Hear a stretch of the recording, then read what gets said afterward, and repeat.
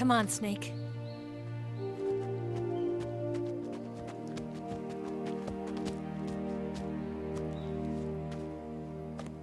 We made it. We made it. Over there.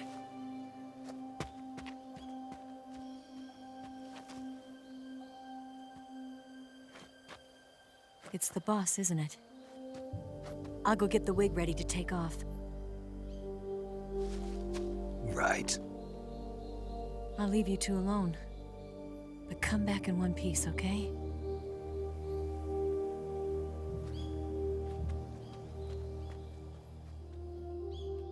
Promise me!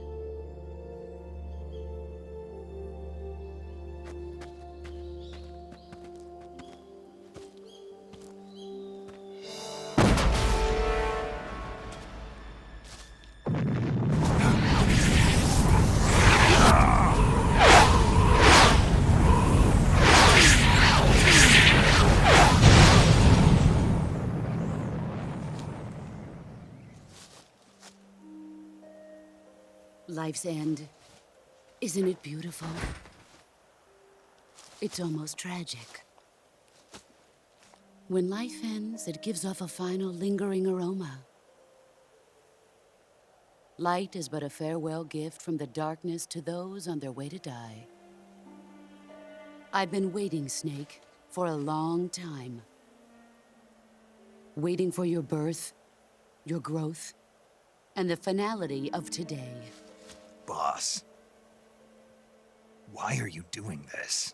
Why? To make the world one again. The world used to be whole.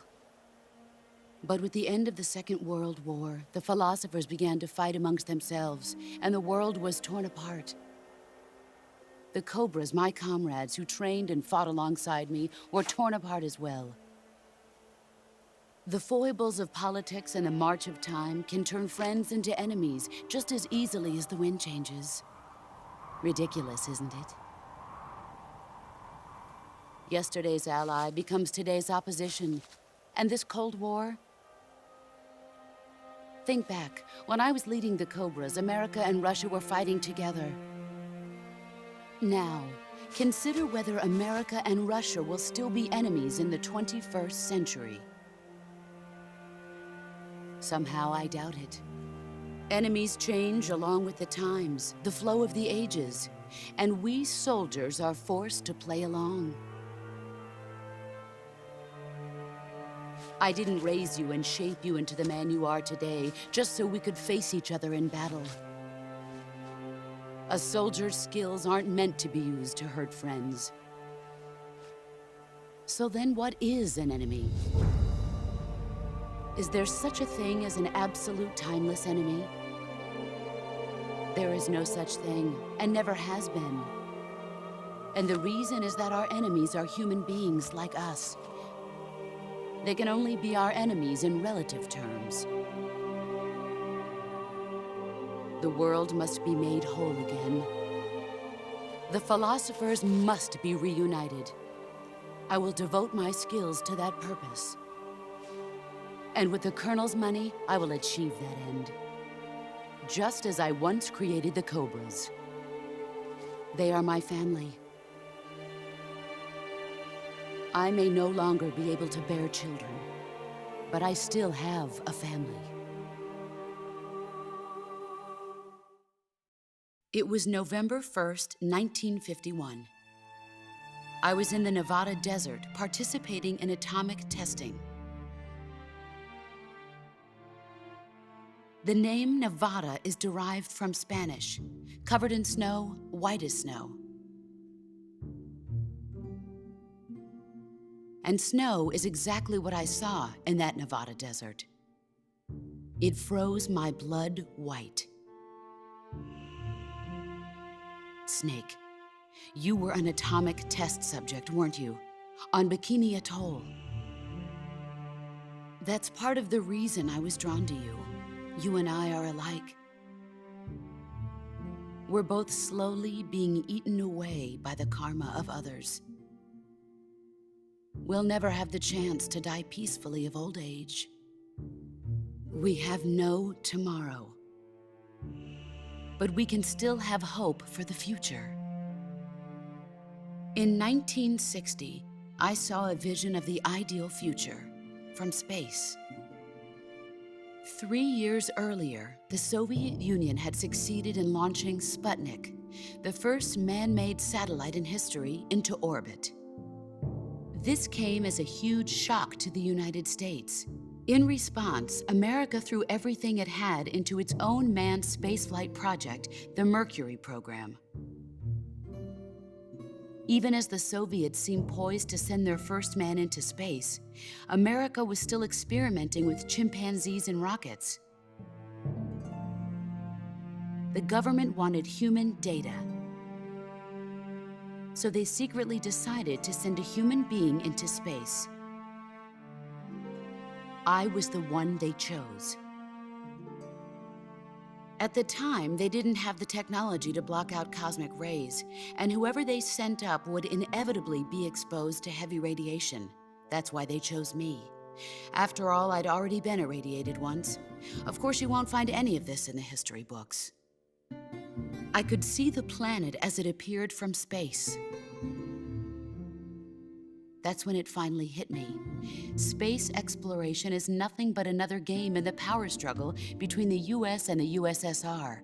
Politics, economics, the arms race, they're all just arenas for meaningless competition. I'm sure you can see that, but the Earth itself has no boundaries. No East, no West, no Cold War. And the irony of it is, the United States and the Soviet Union are spending billions on their space programs and the missile race, only to arrive at the same conclusion. In the 21st century, everyone will be able to see that we are all just inhabitants of a little celestial body called Earth. A world without communism or capitalism, that is the world I wanted to see. But reality continued to betray me. In 1961, I was sent to Cuba, to Bahia de Cochinos.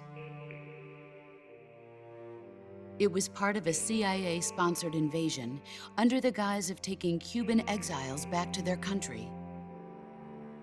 But the US government betrayed them. Our weak-kneed president held back their air support. Defenseless, the exiles were annihilated by the Cuban army. All I could do was watch in silence. I was set up by the very country I'd sacrificed so much for, by the very government I dedicated my life to defending.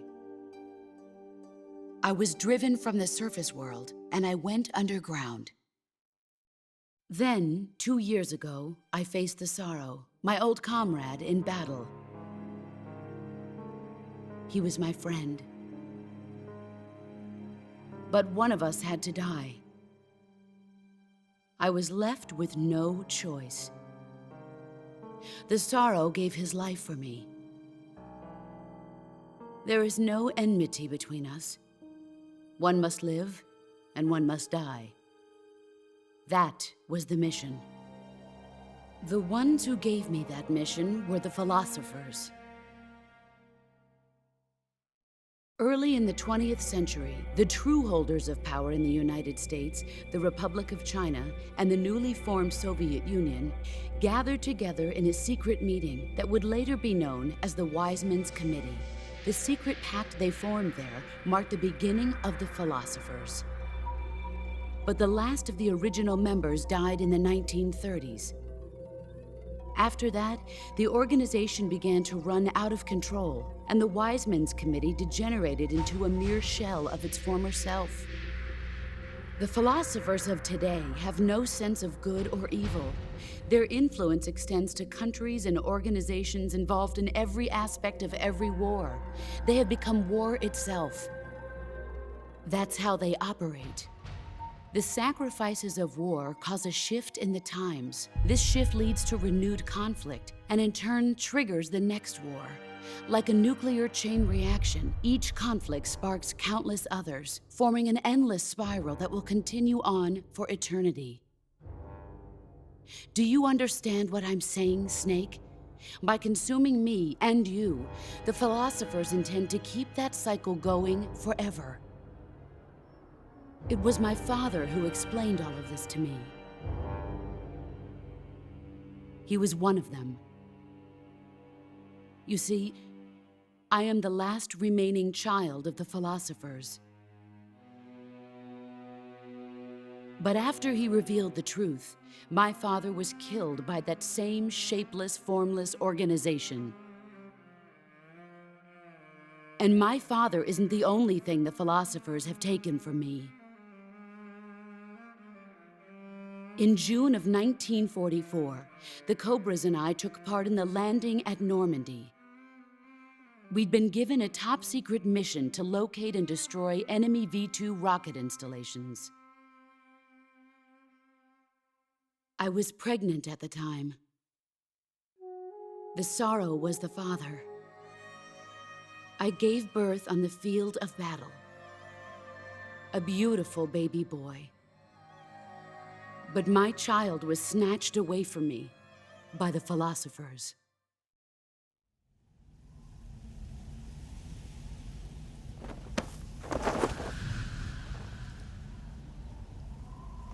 Look at this scar.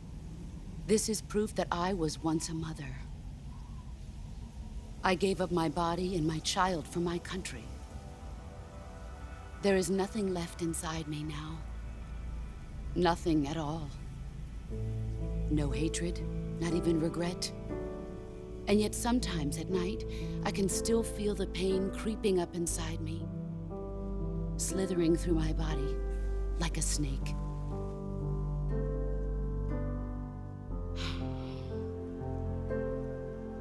I've never talked this much about myself before. Thanks. Thanks for listening to me.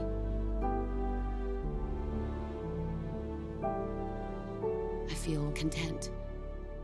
Snake, commence the operation. I raised you. I loved you. I've given you weapons, taught you techniques, endowed you with knowledge. There is nothing more for me to give you. All that's left for you to take is my life, by your own hand. One must die, and one must live. No victory, no defeat. The survivor will carry on the fight. It is our destiny. The one who survives will inherit the title of boss. And the one who inherits the title of boss will face an existence of endless battle. I'll give you 10 minutes. In 10 minutes, MiGs will come and bomb the hell out of this place. If you can beat me in less than 10 minutes, you'll be able to escape in time. Let's make this the greatest 10 minutes of our lives, Jack. Boss. You're a soldier. Finish your mission. Prove your loyalty. Face me. Let's see what you're made of.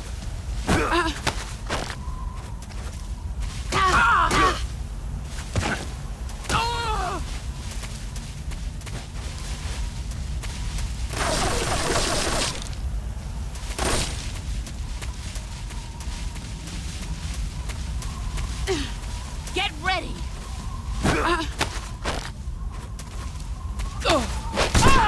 Excellent, Jim.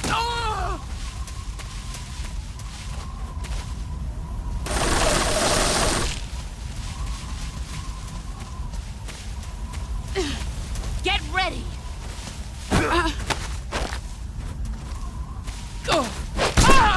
You're better than...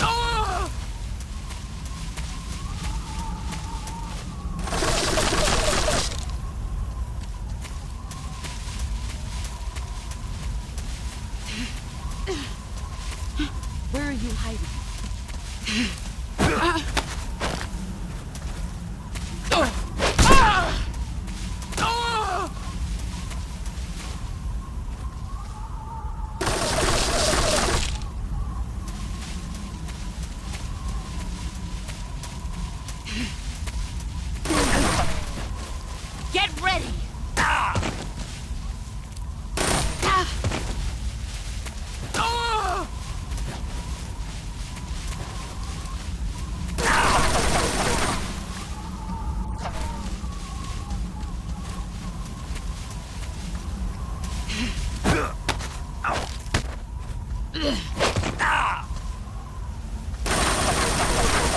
Move or you're dead.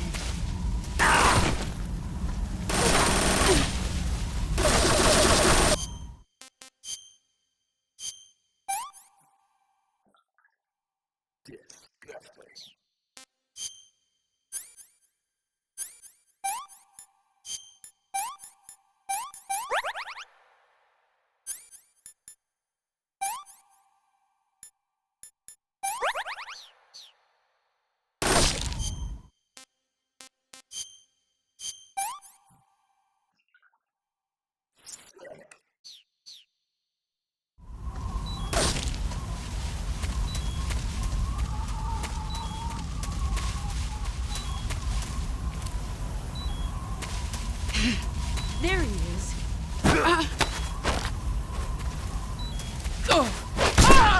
Your skills.